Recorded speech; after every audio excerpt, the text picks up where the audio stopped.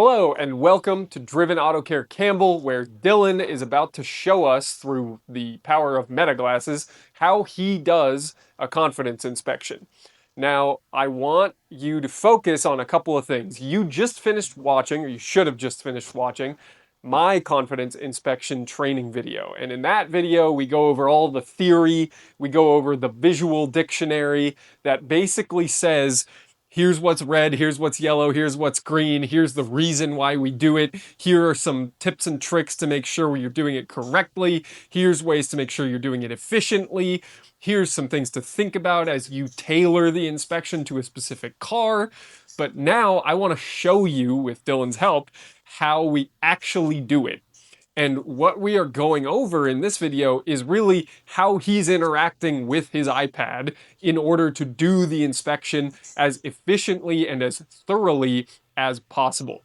So it's really critical that you pay very close attention to how he is doing things, not just the car and the condition of the car, but also I want you to look at the order in which he's doing things. I want you to look at how he jumps between different lines in the inspection and saves things as a draft. I want you to look at how he voice dictates and the words that he uses in the actual notes for each finding that he has on the inspection. I want you to see how he hits enter to separate different ideas and different sentences within his inspection notes. I want you to see how many photos he takes, and most importantly, I want you to see that this video is 30 minutes long. It's actually just under 30 minutes unless I make this intro drag on any further. So, with all that said, here's Dylan. So, this is the video for confidence inspections to show you how to go over them and how to complete them in a timely fashion and also maintain good detail. So, when you get said something new, you're going to see it pop up right here. I'm going to go ahead and click accept on the new car. What are we doing on it? Let's take a look. Looks like we're doing a confidence inspection and QC at the end. So we'll go ahead and get started on this. So, in this video, we're going to go over how to run through a confidence inspection on a customer's car and everything that we look at, why we look at it, and how to take detailed notes and also maintain, timely manner and efficiency and get through them as quick as possible, but not lose any details in that. When you get sent a new job, it's going to pop up right here. You'll go there and you'll hit accept. That will then put it into your work section where you can click it and see what are we doing on the car. You'll see any notes up here for the reason why the customer is coming in. For this one, it's just an inspection. So we're just going to start with the inspection, see what we find, let the service advisor know, and they'll then go through and either sell work and then usually after the work is done, or if they decide not to do any, then that's when we'll go ahead and do the QC.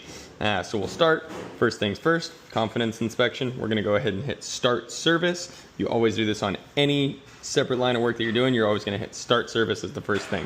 That way you're clocked into the job and the advisor knows that you're working on it. So we're gonna hit start service. We'll go grab a floor mat and the keys and head out to the car. So here's the car, we got our floor mat. The first step in this is to take photos of the exterior and interior damage, if any. Even if the car has no damage, we take photos for evidence that there wasn't any. We started just like this, super simple. All four corners. Obviously, if there's major damage on one corner, we'll make sure to get a good closer up photo of that. And this is to protect you, to protect the shop, and the customer, really. I always like to take one with the door partially open so that you can see what that looks like. And I always put the floor mat in so that in the photo, the customer can see, hey, they put a floor mat in my car. How nice. Because we take it out before we give the car back to them. Perfect. We'll go ahead and hit green, hit publish. Moving on down, the next one is the around the block test drive. Now I usually check a couple of these ones that are after that before I start my test drive. Dashboard warning indicators, heater, AC, window and horn, wiper fluid, all that stuff. I'll check before I even take off. So dashboard warning indicators, this one's pretty easy. This one doesn't have any. Aside from the seat belt, but that's just because I haven't put the seat belt on yet. So, no warning lights present at this time.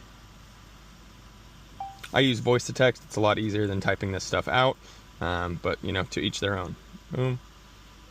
Check window and horn function. I go all the way down and all the way up. Check the horn.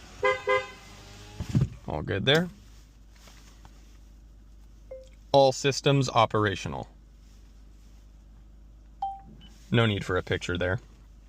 Wiper fluid. Wipers seem to be working, but we do have a large crack in the lower half of the windshield, as well as this pretty small chip right here. So we'll go ahead and take a picture of that. With anything like this, we have to recommend replacement windshield. Wipers and washer spray are in operating condition. Windshield has a large crack on the lower portion, as well as a chip in the midsection. Next one is check heat, AC, interior lights, radio, backup camera, all that kind of stuff. So first thing I do, put it into reverse. Does the backup camera work? Yes, it does. Take a picture of that. Perfect. Does the radio work? If you're born in the United Yes, it does. States. That's great. Climate, and we will hit, always funny figuring out how a different AC system works. There we go, looks like that. We'll hit dual, AC on high, through here. Temps at 82, so that should be pretty warm, which it is. Let's go down to cool, see what that feels like. Yep, that's already getting pretty cool. Yep, I'm happy with that. Okay, off. Radio, comma, backup camera, comma, heater and AC are all operational.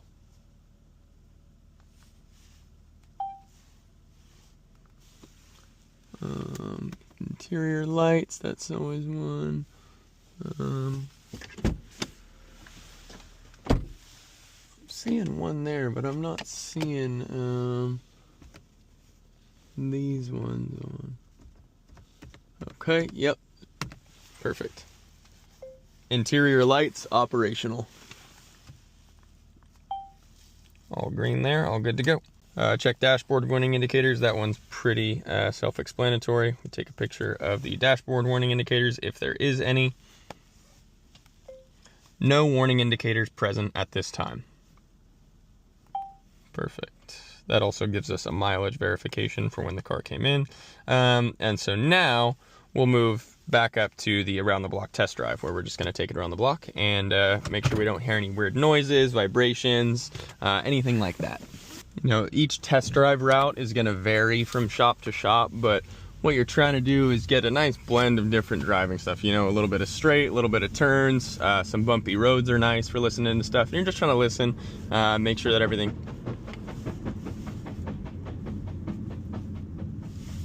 There's a big sound. What's that?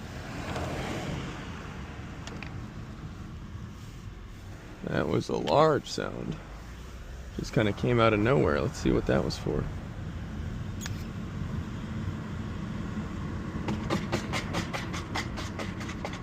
Sounds like possibly the under tray is scraping intermittently. With something like that, obviously, we don't need to test drive much more. That's our main concern right now, so we'll make notes of that when we get back, and we'll get back to the shop so we can take a look at it. You know, if you hear a noise that sounds potentially damaging to the car, don't go much farther on the test drive.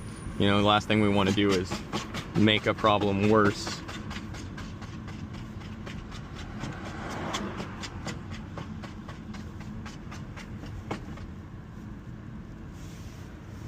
Now that we're back, we'll go ahead and pull into the service bay and get started on the rest of this. Flapping noise at speeds above 20 coming from the front left of the vehicle, comma, sounds like it could be the plastic underlining or splash guard or fender cover, but that is yellow. Doesn't sound like a major mechanical fault, but it does sound like something we need to take a look at.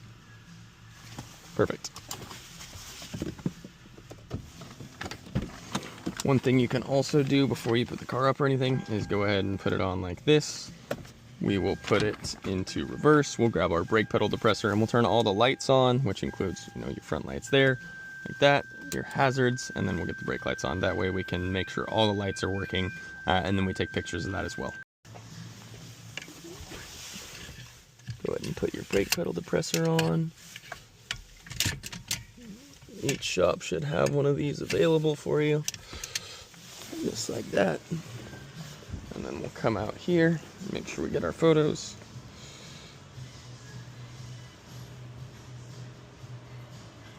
try and time it so that you can see the turn signals going on.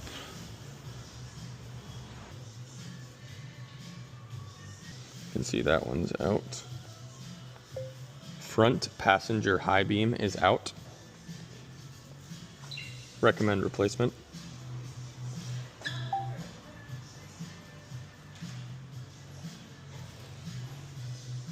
Okay, next is going to be moving on to the under hood inspection, which is, air filters, belts, hoses, wiring, fluids, all that kind of stuff.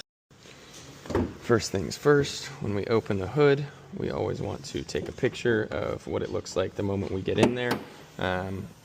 For our records, if it's missing an engine cover, if there's anything going on in here, we want to do that. So I put that in check engine compartment. I'll do that before I check the air filters. Take a photo like that. This car is also missing the brake fluid reservoir cap, so that's something to note. We can put that in the brake section, but so in the engine compartment inspection, we have overall inspection, so that includes belts, hoses, wiring, a battery test if it's available, just kind of everything in this general area. So we'll start, take a look at the belts down in there. Belt looks good. We'll get as good of a picture of that as we can. Sometimes it is hard to get your iPad in here to actually get a decent photo, but most of the time you can make it happen. That's decent enough. We just take an overall look at any of the wiring, make sure everything looks good with, vacuum hoses, stuff like that. Overall, everything looks pretty good. Nothing jumping out at me yet. Yep, I'll tell you, I'm happy with that. So then we go belts, hoses, and wiring in operating condition. Now we'll do a quick battery test.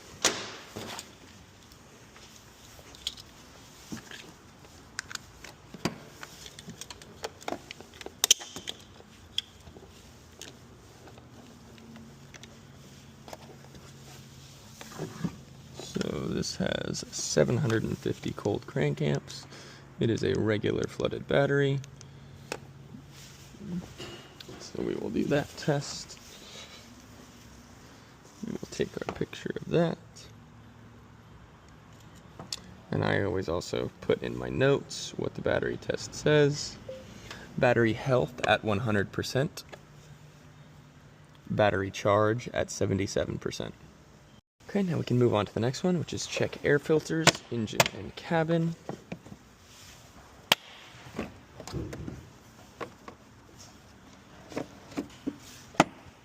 That's pretty good. I'll take a picture of that.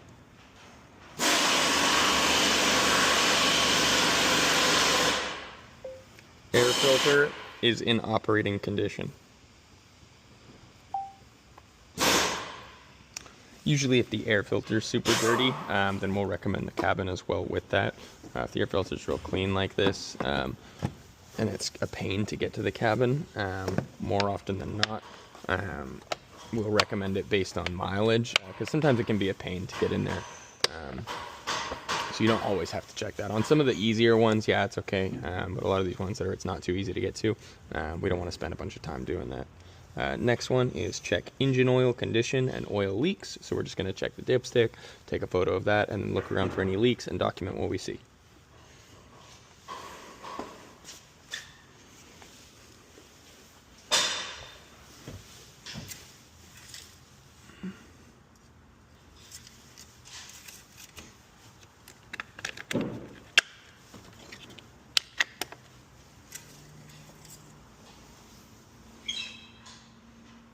Engine oil level is pretty much perfect.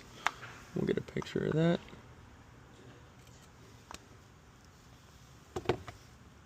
Engine oil level and condition are acceptable.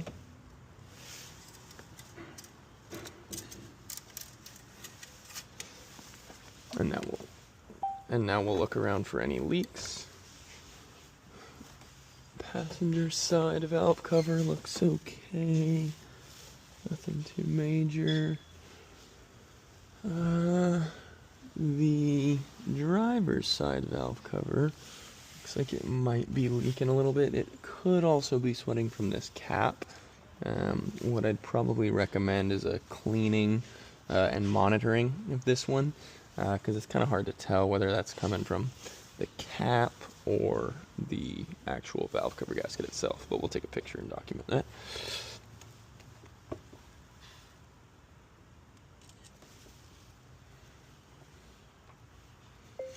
Lots of oil residue and sweating around the oil fill cap. Looks like the valve cover gasket could potentially be leaking, but it could also be coming from the oil fill cap. Recommend cleaning and monitoring for leak. Put that in the yellow for now. Obviously, once we go up and we get a look at the underside, we will go back here and take a picture of the oil pan and anything else that we can see from underneath, you know, because we can only see so much from up top here. Next one is going to be check engine cooling system components, coolant condition, and coolant leaks. That's pretty straightforward. Coolant is right at the right level, so we will take a picture to document that.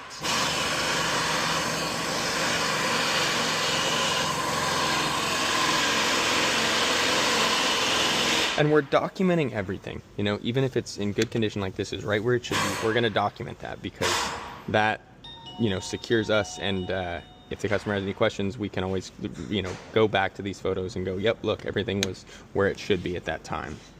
We'll take a picture of the hoses, you know, thermostats. If you can get a picture is always good too, just so you can verify, hey, we didn't have any leaks. I'll try and usually take a photo of the radiator as well if I can, like that, just cause. Another good one is heater hoses. Always get a photo of those as well. Yeah, any hoses or anything related to the cooling system, I'll always get a picture of, just for my own, you know, protection.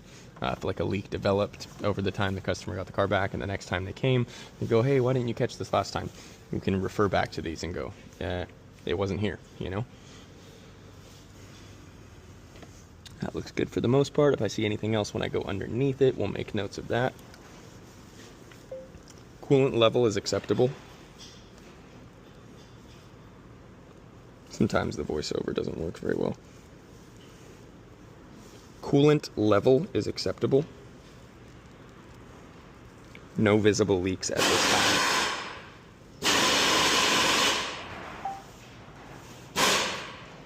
Trying to make a video over here. We'll quiet down. Leaks at this time. Perfect. Green. Now we'll move on to transmission and drivetrain. And before that, we can do our brake stuff because we have part of that is done up here, and then we're going to go up with the car and check the rest of the stuff. So go into the brake one. First thing we notice on this is the cap's missing and the fluid is super green and discolored. So we'll take a photo of this.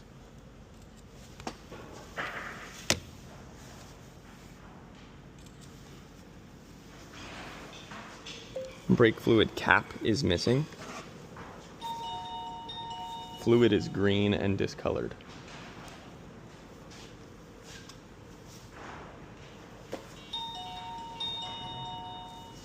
And then we always check with our brake fluid water content device what the actual water content of the brake fluid is.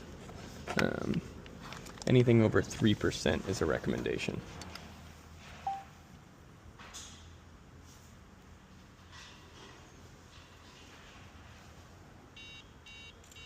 And that's a recommendation.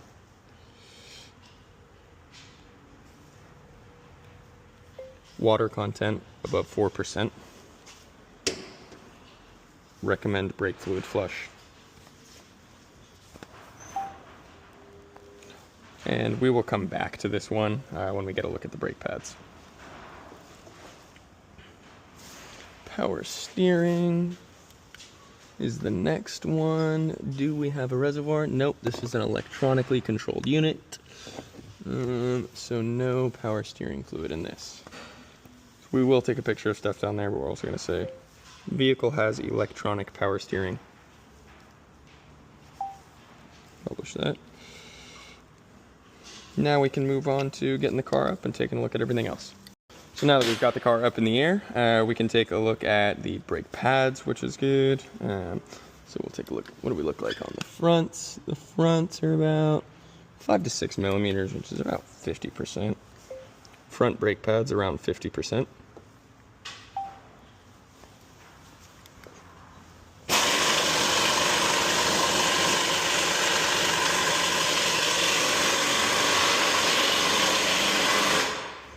Rear brake pads around 25 to 30%.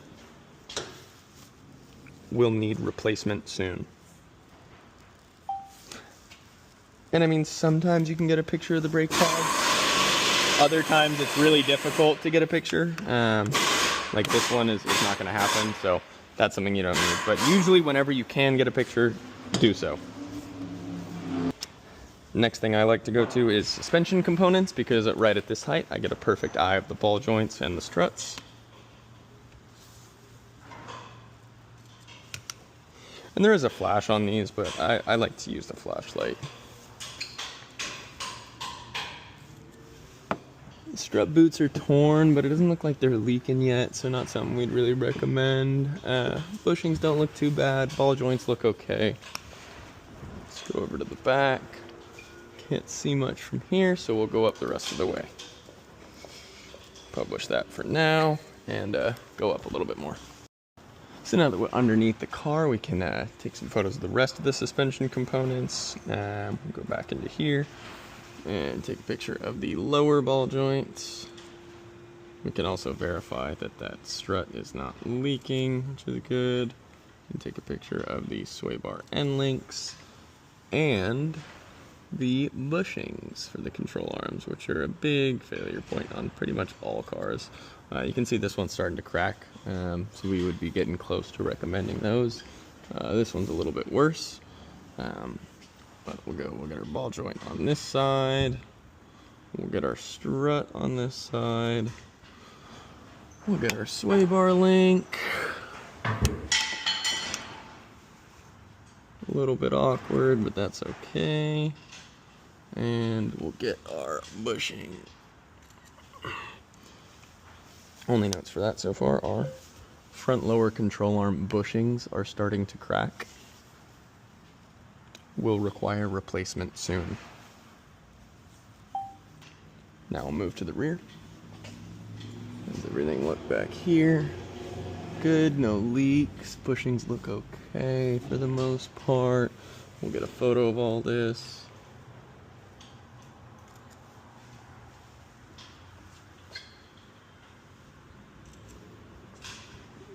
Photo of the struts and the sway bar links in one.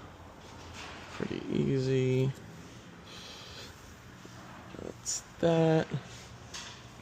Pretty happy with how everything's looking back here. Nothing jumping out at me. The bushings, everything looks pretty good for the most part. So that's the only notes we need. We'll put that in yellow and get it published. Transmission and drivetrain components. We will now move back up here. Not seeing any leaks from the transmission really. Maybe a little bit of sweating around the pan gasket there, but nothing of real concern. Yeah, a little bit of sweating, nothing too crazy. We will take a picture of it.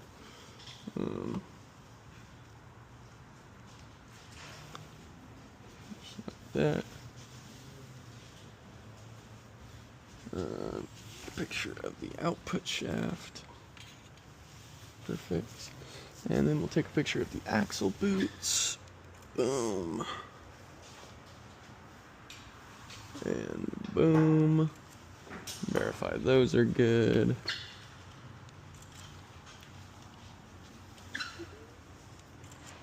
And then we'll take a picture of just the differential overall as a whole. That all looks good. We'll check our U-joints back here.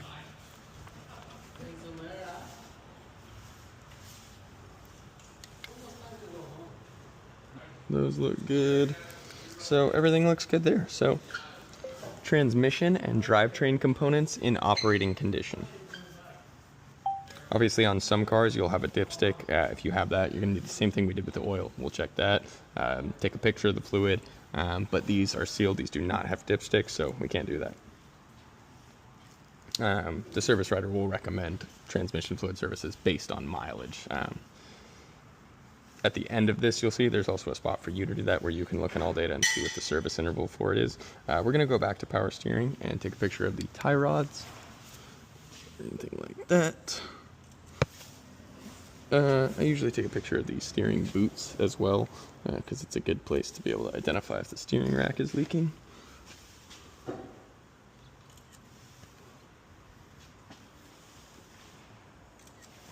And everything looks good, so we'll go ahead with steering components in operating condition.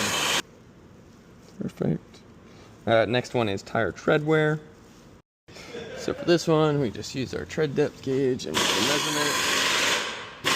That's about 5, so we'll take a picture of that one.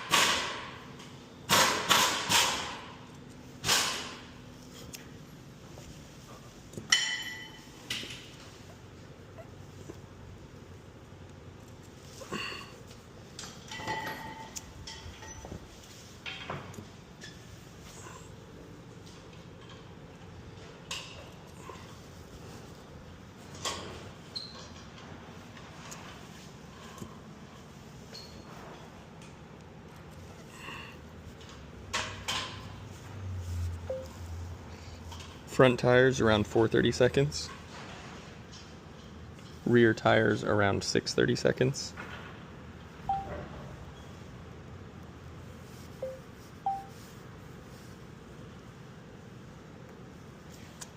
And I also like to just spin them around to make sure there's no punctures or anything while I'm here. Oh, looks like I left the parking brake on.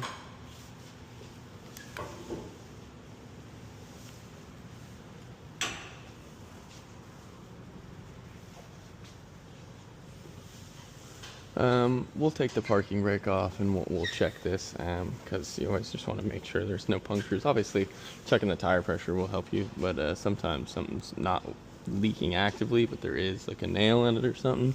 So always good to just take a, like you can see here, this one's been plugged, which is just another thing that's good to note. You know, it's not super important, but it is good to note.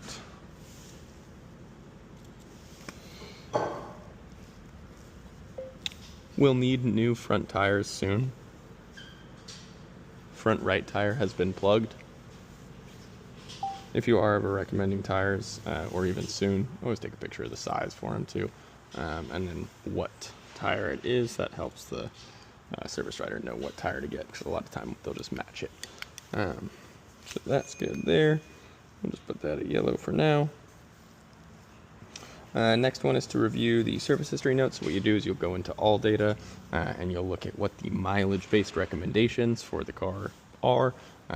Check the mileage and then put that in here. Miscellaneous other items falls into stuff like engine mounts.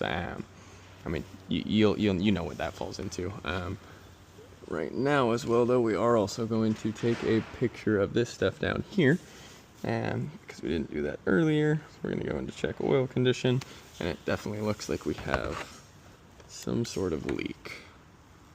Again, could be from the cap, but it's getting a little bit more than we would like, and I also do see some over here. Oil is covering the lower front portion of the engine. Recommend cleaning and diagnosis. Sometimes it's really easy to tell where the oil's coming from, and from there we can recommend repairs. If it's really obvious the valve cover's leaking, we'll just recommend that. But when it's kind of like this, most oftentimes the best course is to recommend cleaning and diagnosis. While we're down here, we'll also take a look at that lower hose, which looks good. I don't see any leaks. I don't see anything coming out of the water pump, which is good. Everything looks pretty good around here. And obviously this is what was flapping. You can see where it kind of got a little damage there. So we'll make note of that in the test drive one. We'll go back here. I'm going to go to a around-the-block test drive. Say, under shielding was not properly bolted in. I also forgot to mention cooling system. We're also going to take a picture of that lower hose for them. Perfect. Done and done. No miscellaneous stuff, so we'll mark that as green. And I already know that this one has about 100,000 miles, and that is coming up on a few services, which is brake fluid is recommended, and I believe a coolant flush is recommended. Brake fluid and coolant service are recommended at the next service interval.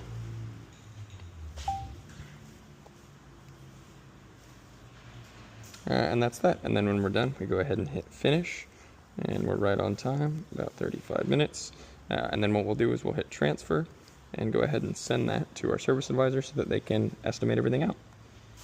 And boom, you're done.